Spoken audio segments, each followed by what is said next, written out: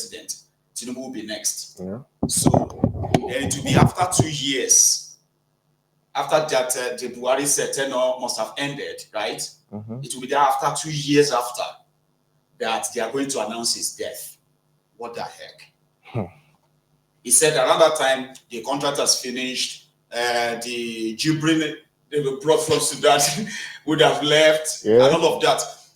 So, and he said, if the current Buhari can do a DNA, which means they will take one of Buhari's children, and they will take this Buhari's, DNA. They will go and run them. That if they match, that he, Nnamdi Kanu, will apologize to everybody. And he will drop all the Biafran agitation, and nobody will see him again or hear from him again. They won't do DNA. Nothing was done. So now, people are now saying that, okay, as much as it may sound like a conspiracy theory, there are some certain things that people observe too. 2 years before the end of the supposed Buhari, Aisha stopped living with him. And they said before that, since Buhari returned back from London in 2017, Aisha stopped staying in the same room with him, totally, completely. And that was the time he needed his family most. As much as they have all the support, care, and all of that, right? That is the time you need your family most, your wife, your children. So they were all just putting up an act out there to act like their family and all of that stuff. But all of that showed that something is just not right. Now, Buhari finished government. He relocated back to Daura in 2023. 3 months after that, he relocated back to Kaduna, where he had a house, right? But Aisha never went back to Daura. He never went to Kaduna. Aisha left straight for London with his children. With her children. So she left with their children, and everybody stayed in London until Buhari died. He's living alone in Kaduna, in his house in Kaduna. I mean, you're not wrong for what you said. Like, people may say it's conspiracy, okay? Yeah. But are all these facts wrong? Are they just coincidence? And this, so when the president was like, President Buhari was like sick, that was the time Aisha Buhari like supposed to be by side. But we were hearing things like Aisha moved to Dubai, maybe, or she was staying in Dubai. I was like, something is not right. Yeah. So a lot is wrong, and that is why because in this collected clip, right? I think I put them together just to show you the day he returned back to Daura, as well as after that, right? When what do you call it? His last moment before he went to this London. There is no sorry for him though, but this is just setting the record.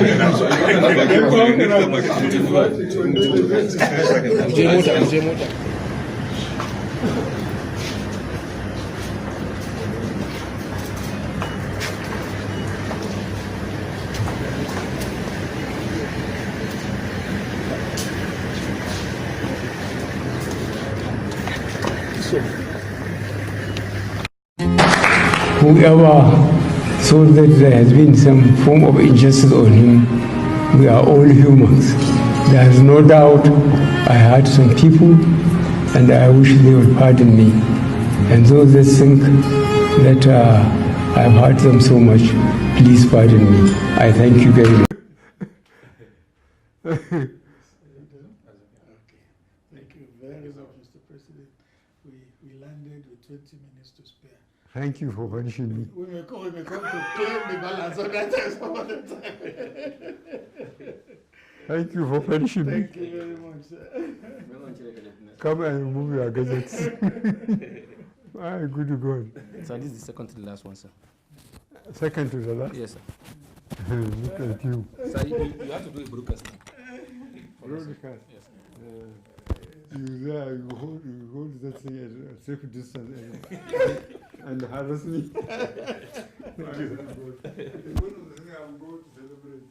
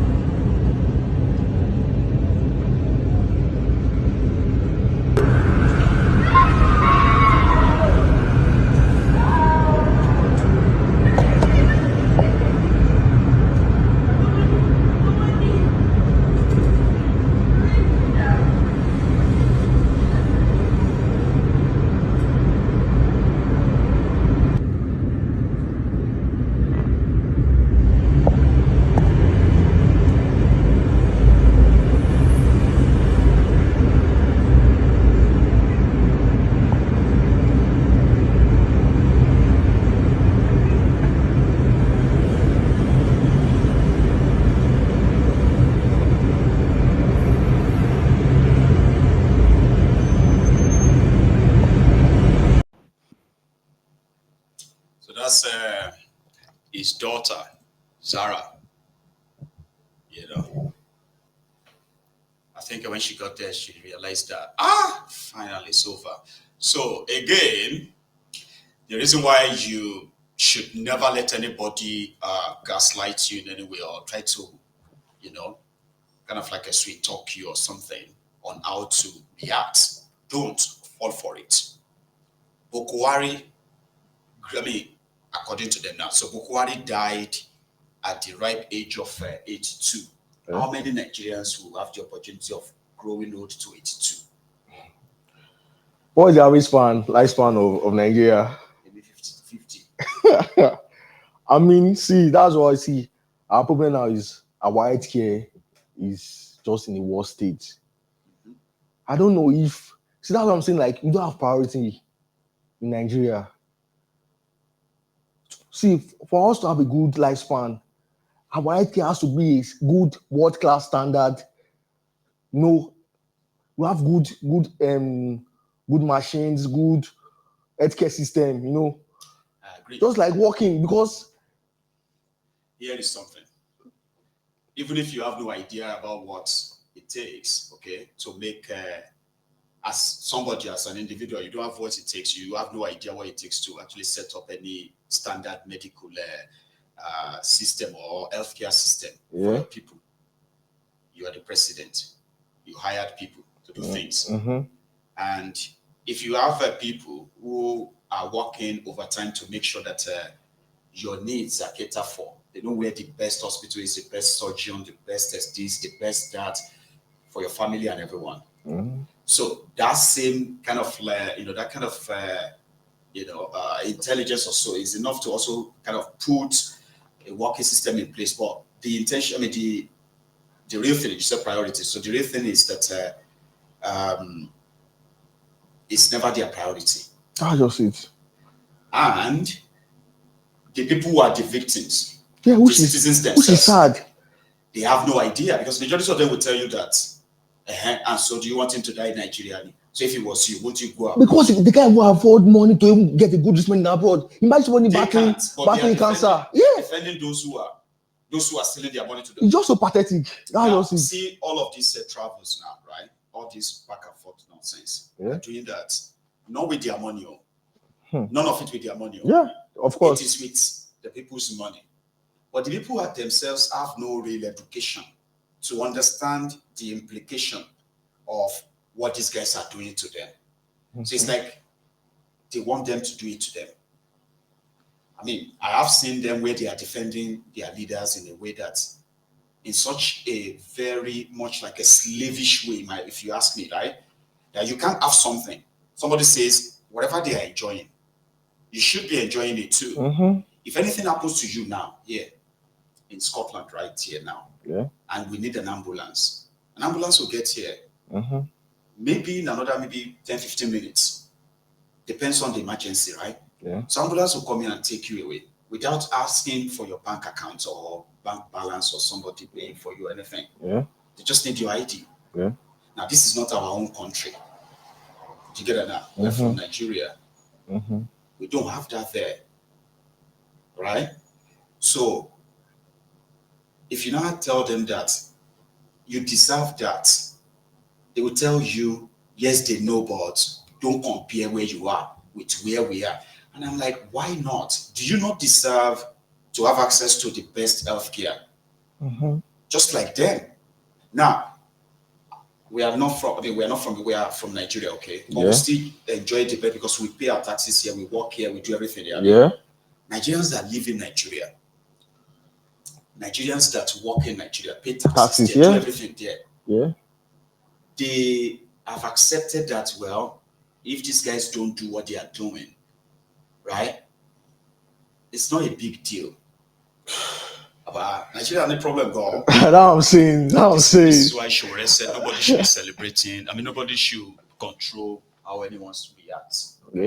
That we are even talking about this murderer in itself is just to show to you that Nigeria has sunk beyond anything anybody can really describe. And that's Shore. Children were celebrating in Daura, where Buhari comes from. Why is that? Children. That simply means that what they did, what they have done to Nigeria, even children are not spared. Children. Take a look at this scene.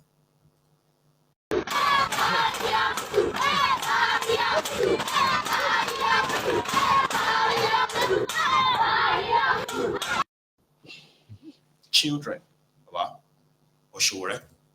It's very sad that we are even having a conversation about mourning a person who left this country broken, did everything he could, everything Buhari touched, he destroyed.